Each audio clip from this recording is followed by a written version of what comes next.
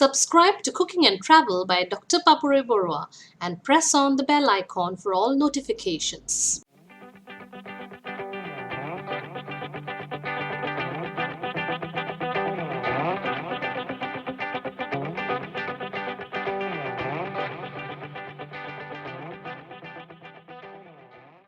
Good evening, everybody. We're going to do something special with eggs today. We're going to make egg chops. Now, it's the rainy season and we feel like having pakoras of all sorts. So, I'm just trying to put things together available at home to make this specially delicious egg chops. Now, let me show you the ingredients. What I've done here is that I've taken around 6 eggs, hard boiled eggs there.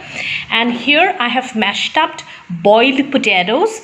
3 huge potatoes I had taken, boiled in some salt and water, and then I've mashed it up.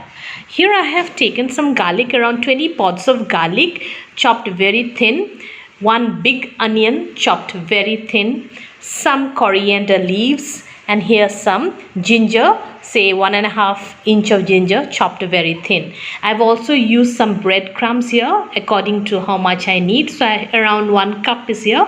Let me see how much I really need to make a balance there. And some dry ingredients that we normally use, like here I have some cumin seeds there, say 1 teaspoon of cumin seeds there, 1.5 teaspoon of coriander seeds, coriander powder there, 1 teaspoon of cumin powder, 1 teaspoon of Kashmiri red chili powder, and some amchur powder or dry mango powder. The entire cooking will be done, however, in vegetable oil. So let's get cooking and make some crispy eggs there, egg chops there. I've heated a karai and given 1.5 tablespoon of vegetable oil. Now let it smoke up, and just to give it the garlicky flavor there, I'm trying to just fry the garlic a bit, so that the raw flavor of the garlic just disappears. And I'll also put in the ginger.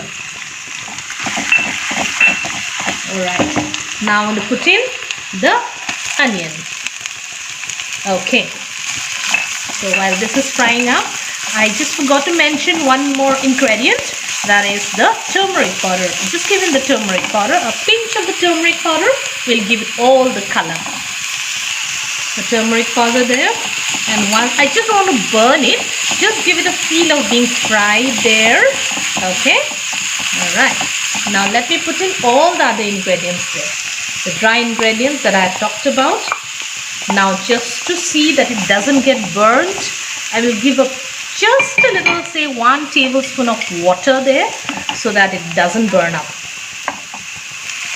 All right. Burn up. Now you can always substitute the egg with a paneer also, because I'm going to use egg in the center and then make those egg chops there, which are very, very wonderful to have during the rainy days. Alright, so this is done.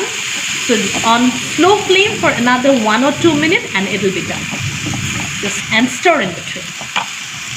This is fried up. I'll put it in the potato mash there. Alright, so now I'll put in the salt also.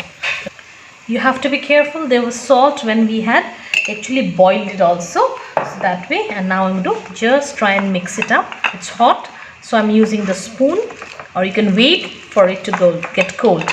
To make things easier, we can also put it in the karai. So all the oil that is there sticking onto the karai will also get into the potato mash there. This itself, I guess, is yummy to eat already, right? So now this is mashed up, properly mixed up also. And now we're going to also use the coriander leaves there. It's a very easy recipe, anybody can make it. But what matters is the taste. It's so yummy, nobody can stop at 1, I guess. So this way, this is ready. Now this is ready in a way.